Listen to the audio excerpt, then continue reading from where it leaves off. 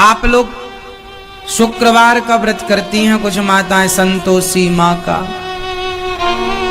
क्या नहीं खाते उस व्रत में? क्या? खटाई। संतोषी माता का व्रत वैसे किसी शास्त्रों में है नहीं। दंडवत गोविंद गुरु बंदो अभिजन सोए, पहले भय प्रणाम तिन नमो जो आगे होए। गुरु को कीजे दंडवत कोट कोट प्रणाम, कीट न जाने ब्रंग को यो गुरु कर आप समान। सत साहिब। हाँ तो श्रोता बंधुओं, आज मैं आप लोगों के सामने व्रत रखना शास्त्र विरुद्ध साधना है, यही प्रसंग रखने का प्रयास। अभी मजा आएगा ना भिड़ो। पति शराबी घर पर नित ही करत बहुत लड़ाइया, पत्नी सोडस शुक्र व्रत करत है देह नित तुड़ाइया। परमेश्वर कबीर जी ने तत्व ज्ञानहीन उपासकों की अंधश्रद्धा भक्ति पर प्रकाश डाला है।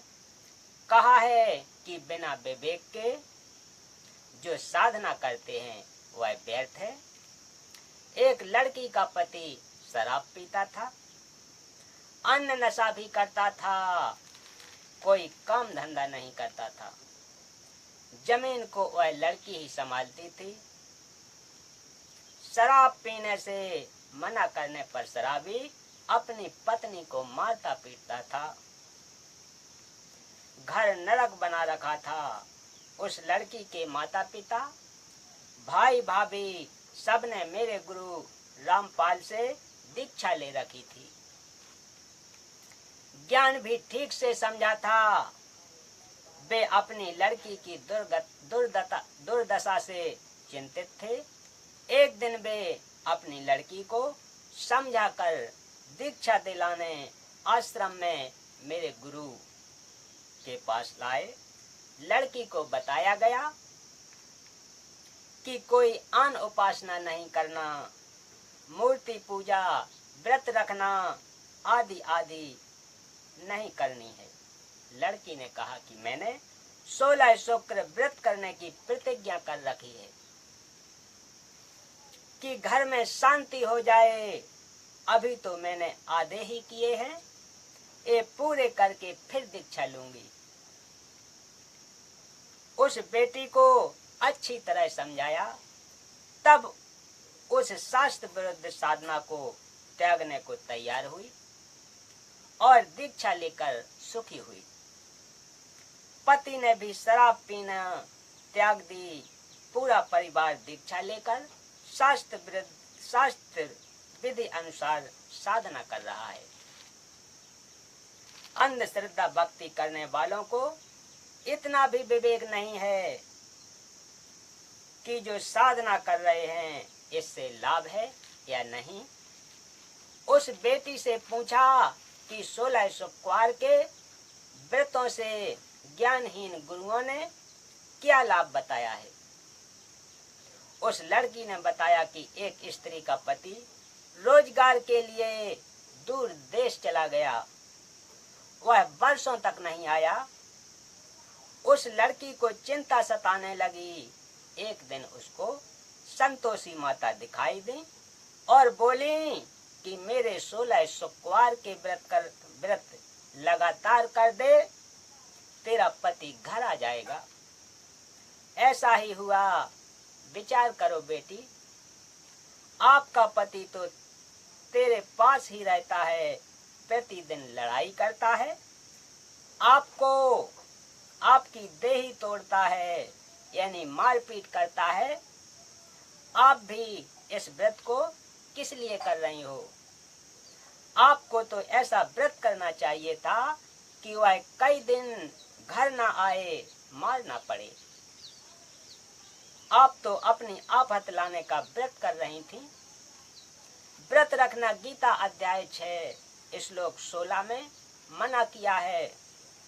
कहा है कि जो बिल्कुल अन्न नहीं खाते यानी व्रत करते हैं, उनका योग यानी भक्ति कर्म सभी कभी सफल नहीं होता।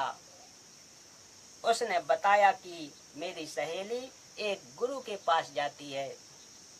उसने मुझे बताया था, मैं भी व्रत करने लगी। मुझे तो आज पता चला कि मैं तो व्यर्थ भक्ति कर रही थी। सूक्ष्म वेद में कबीर परमेश्वर जी ने कहा है कि गुरुआ गाम बिगाड़े संतो, गुरुआ गाम बिगाड़े, ऐसे कर्म जीव के ला दिए, बहुत झड़े नहीं झाड़े। परमेश्वर कबीर जी ने समझाया है कि तत्व ज्ञानहीन गुरुओं ने गांव के गांव को शास्त्र विरुद्ध साधना पर लगाकर उनका जीवन नाश कर रखा है। भोली जनता को शास्त्र विरुद्ध साधना पर इतना दृढ़ कर दिया है कि वे शास्त्रों में प्रमाण देखकर भी उस व्यर्थ पूजा को त्यागना नहीं चाहते। तज पाखंड सत नाम लो लाभे, सोई भौ सागर से तरिया, कहे कबीर मिले गुरु पूरा, स्यों परिवार उधरिया।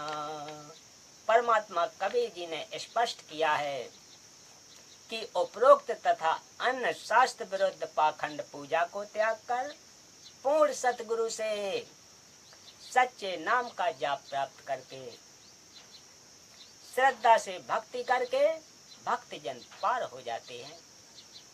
उनके परिवार के सर्व सदस्य भी भक्ति करके कल्याण को प्राप्त करते हैं।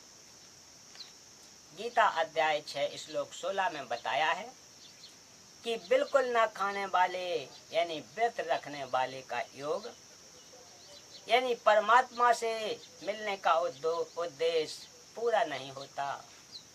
गीता अध्याय 6 श्लोक 16 में कहा है कि हे अर्जुन, यह योग यानी परमात्मा प्राप्ति के लिए की गई साधना न तो बहुत खाने वाले का और न बिल्कुल न खाने वाले का तथा न बहुत शयन करने वाले का और न सदा जागने वाले का ही सिद्ध होता है। इसलिए व्रत रखना शास्त्र विरुद्ध होने से व्यर्थ सिद्ध हुआ। बोलो सत्य गुरुदेव।